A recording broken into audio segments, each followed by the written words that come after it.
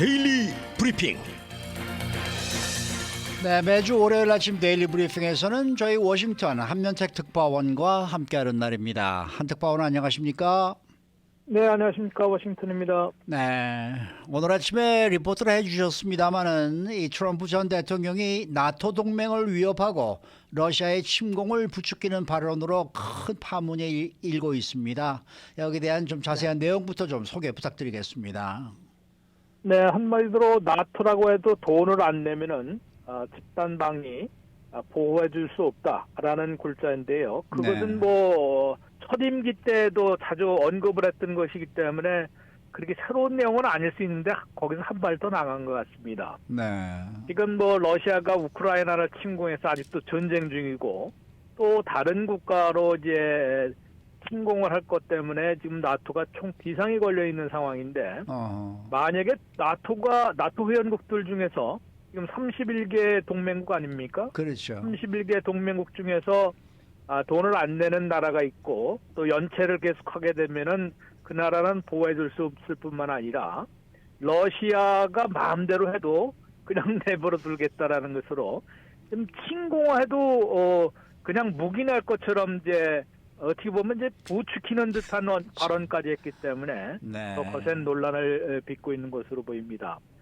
구체적으로 도널드 트럼프 전 대통령은 토요일에 그 사우스캐롤라이나 한 대학에서 유세를 했습니다마는 이에 이제 나토 동맹에 대해서 언급하면서 큰 국가들도 우리에게 돈을 내지 않아도 러시아가 침공해오면은 보호해줄 것 아니냐 이렇게 묻고 있는데 그러나 나는 돈을 안 내서 연체하는 국가들을 결코 보호해줄 수 없다, 보호해주지 않을 것이다라고 잘라 말했습니다.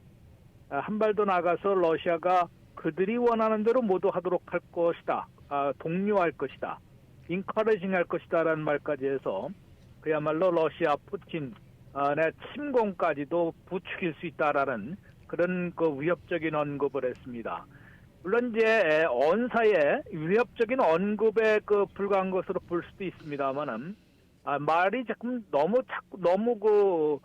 세지다 보니까 그렇죠. 이렇게 미국 내는 물론이고 전 세계 또 유럽 나토 동맹국들은 어떻겠습니까? 그다음에 그렇죠. 우리 이제 한국도 한미 동맹 아니겠습니까? 그렇죠. 주한미군이 지금 28,500명이나 가 있고요.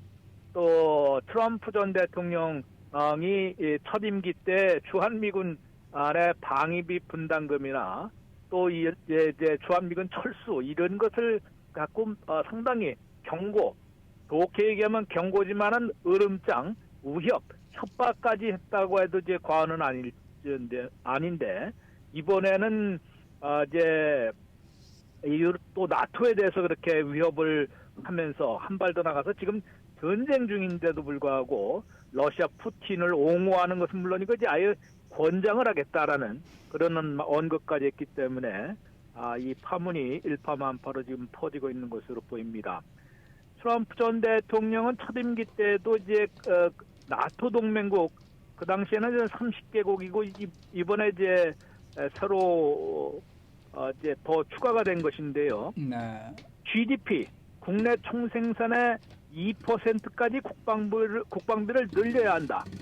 그 2%까지 안 내면은 이게 이제 지금 말하는 대로 나토 동맹은 동맹조약 아티클 5라는 데서 한 나라가 공격받으면은 집단으로 방어하는 그런 그 시스템이 가동이 되는 것이거든요. 그렇죠. 그런데 그런 나토 동맹의 그 공약, 집단 안보 공약을 지키지 않고 보호해주지 않겠다라는 언급이니까 상당히 좀 위험한 발언 아니겠느냐 이렇게 지적을 받고 있는 것 같습니다. 더욱이 지금에 보면은 2014년에 러시아가 크림반도를 강제 병합하지 않았습니까? 네. 그러다 보니까 이제 그 당시부터 나토 동맹국들이 러시아의 이런 야망에 우려해서 국방비를 많이 늘렸고요. 이번 또 우크라이나 침공 때문에 이제 많이 늘렸다고 합니다. 그래서 지금 31개 동맹국들 가운데 절반 이상은 2% GDP의 2% 이상 이제 국방비를 지출하는 이 목표에도 이미 넘어선 것으로 나왔는데요. 뭐 절반이 아직 남아 있기 때문에 이제 트럼프 전 대통령이 다시 한번 또 으름장을 놓은 것으로 볼 수도 있습니다만은 첫 번째는 이제 정말로 또 11월 5일에 당선이 돼서 이제 47대 미국 대통령으로 취임할 가능성이 좀 있는 것이고 여기에도 옛날과 전혀 변함이 없이 오히려 한 발 더 나아가서 위협적인 그런 언사를 하고 있기 때문에 그 파장이 심각한 것으로 해석이 될 수 있습니다. 그런데 이제 이 절반밖에는 안 될 수 있다고 했지만은 지금 독일이 제일 그 집중 타겟이었는데 2022년에는 1.4%만 지출했었거든요. 네. 아마 지금은 거의 2%에는 거의 도달하는 것으로 관측이 되고 있고 통계만 안 나왔을 뿐이고요. 러시아와 접경을 하고 있는 6개 나라 중에서 노르웨이 한 나라만 2%에 약간 미달하는데 노르웨이도 2026년에는 2%에 도달할 것이다라고 밝히고 있다고 합니다. 그럴 정도로 지금 많이 올리고 있는데 이 쓸데없는 얘기를 한 거 아니냐 이런 지적도 받고 있는 것 같습니다. 글쎄 말이에요. 네. 그 바이든 대통령을 비롯해서 대내외에서 지금 거세게 비판을 하고 있는데 그 비판 내용은 또 어떤 내용들입니까? 네, 조 바이든 대통령 뭐 선거 전이라면 이런 거에서 유세에서 나왔기 때문에 본인이 나와서 좀 아주 코되게 쏘아붙였으면 좋겠는데 그렇지도 않고 약간 대변인 명의의 성명으로 또 이제 반박하는 모습을 보였습니다. 바이든 대통령은 성명을 통해서 트럼프는 자신이 다시 집권하고 러시아가 우리 나토 동맹들을 공격하면은 동맹들을 버리고 러시아가 원하는 것을 내키는 대로 모조리 하도록 내버려두겠다라고 밝혔다면서 이는 끔찍하고 언힌지드라는 발언 이제 단어를 썼는데 이게 어찌 보면 정신 나간 소리다 이렇게 얘기를 할 수 있습니다. 뭔가 좀 빠진 것이거든요. 그러다 보니까 정신 나간 소리다라고 우리말로는 해석을 할 수가 있는데 그만큼 상당히 강도 높게 원색적으로 이제 비판을 하는 모습은 보였습니다. 또 바이든 대통령은 트럼프 전 대통령의 발언은 러시아가 우크라이나뿐만 아니라 이제 제일 다음 타겟이 폴란드라고 많이 지목이 됐었거든요. 그 다음에 또 발트해 3국이 있습니다. 발트해 국가들을 공격해도 된다는 그렇게 부추기는 것이다라고 비난했습니다.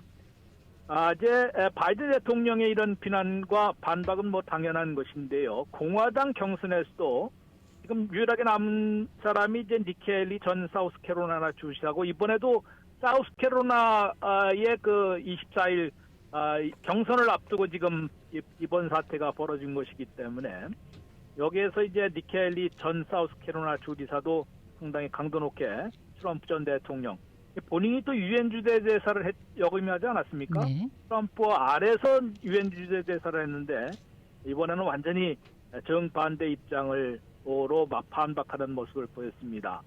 헤일리 전 주지사는 CBS 뉴스와 이제 1호 토론을 벌였는데요. 여기에서 트럼프 발언은 우크라이나를 침공하고 정적을 살해하는 푸틴 러시아 대통령을 돕는 것이다. 푸틴이야말로 이제 한 나라를 침공해서 지금 사망자와 부상자까지 합치면 한 50만 명 된다고 합니다. 우크라이나에서 그런 그 엄청난 인명피해를 낸 그런 푸틴과 같은 악당 또는 폭력배들 편에 서서는 안 된다. 자신은 결코 그런 악당이나 폭력배들 편에 서지 않을 것이다. 또 나토 대통령의 자신이 당선된다 그러면은 한 회원국이 공격받으면은 전체 회원국들이 대응한다는 나토의 집단안보 공약을 반드시 준수할 것이다. 라고 정반대 입장으로 반박하는 모습을 보였습니다.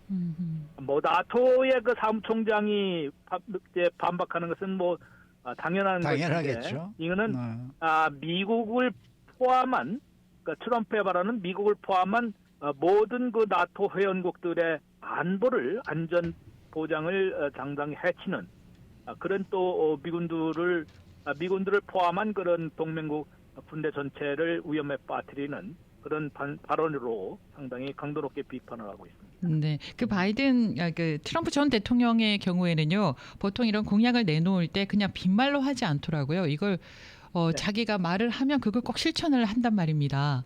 그래서 살짝 걱정도 되긴 하고요. 제 같은 또 공화당 상하원 의원들 중에서는 이 첫 임기 때도 본 거 아니냐. 그렇게 이제 했다가도 이 협상의 달인으로 그렇지 너무 또 이렇게 전쟁을 부추기거나 뭐 이러지는 않을 것이다라고 또 애써 옹호해주는 발언이 있지만은 모든 전쟁이 인류 역사의 모든 전쟁이 엉뚱한 발언 하나 맞아요. 네. 또 엉뚱한 행동 하나로 이렇게 촉발되는 거 아니겠습니까? 그렇죠. 맞아요. 그렇죠. 그런 쓸데없는 위험한 말은 좀 자제를 해야 하는데 더구나 일국의 대통령이었고 또 대통령은 또 한 번 하겠다라는 그런 메이저 후보가 이렇게 말을 하는 것을 보면은 좀 불필요한 그런 언사를 하는 거 아니냐는 지적을 받고 있습니다. 우리 말씀드린 대로 이제 주한미군과 한국의 방위비 분담금 같은 것도 막 5조 원, 맞아요. 10조 원 막 요구하지 않았습니까? 그때 그랬습니다. 네. 그거 안 내면은 방위비 분담금을 내지 않으면은 주한미군을 철수해 버리겠다고 이제 위협까지 했었는데요.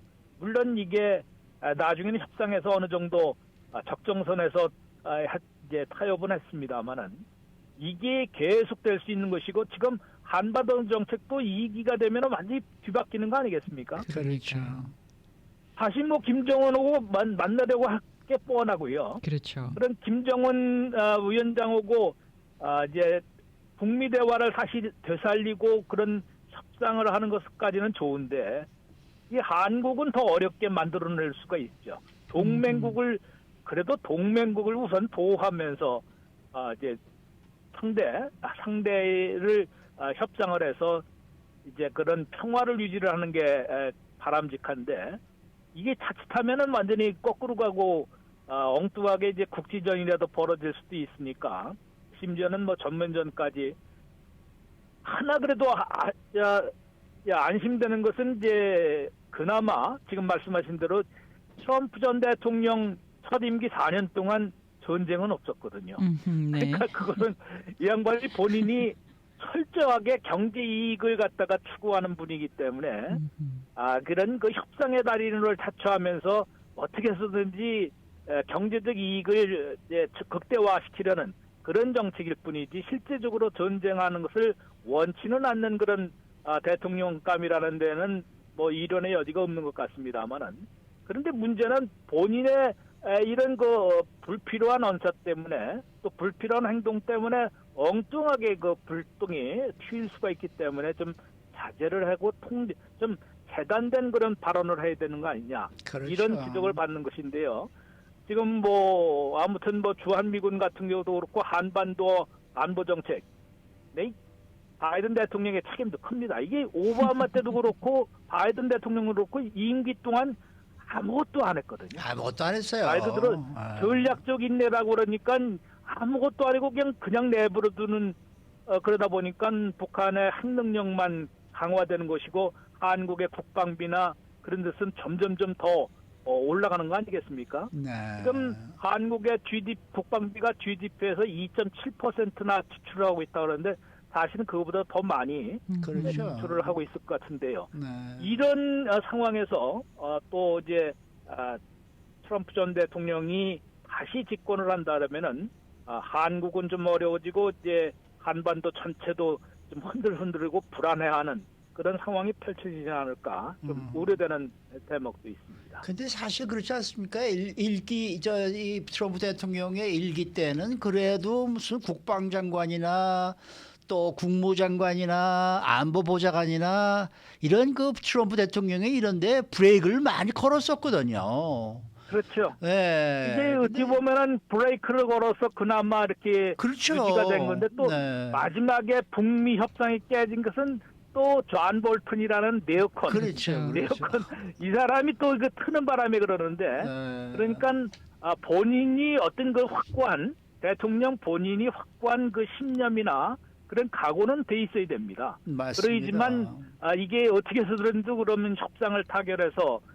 이제 평화로 가면서 공동 번영하는 그런 쪽에 이제 추진을 하고 그게 바로 미국의 이익이고 전 세계 이익 아니겠습니까? 맞습니다. 우리 한반도는 물론이고 이런 것만 있으면 좀 괜찮을 테인데 네. 아직 뭐 이기 또 집권한더라도 어떤 사람이 나설지 모르는데 글쎄 말이야. 이런 그 아주 또 이상하게 생각하는 사람이 주변에 또 들어선다 그러면은 맞아요. 지금 뭐 존 볼턴은 이미 그 갈라졌습니다만은 네. 또 그런 사람이 나타난다 그러면은 더 위험해질 수 있고 맞습니다. 상당히 그것도 좀 불안해하는 요소가 아직도 남아 있는 것으로 보입니다. 네, 네.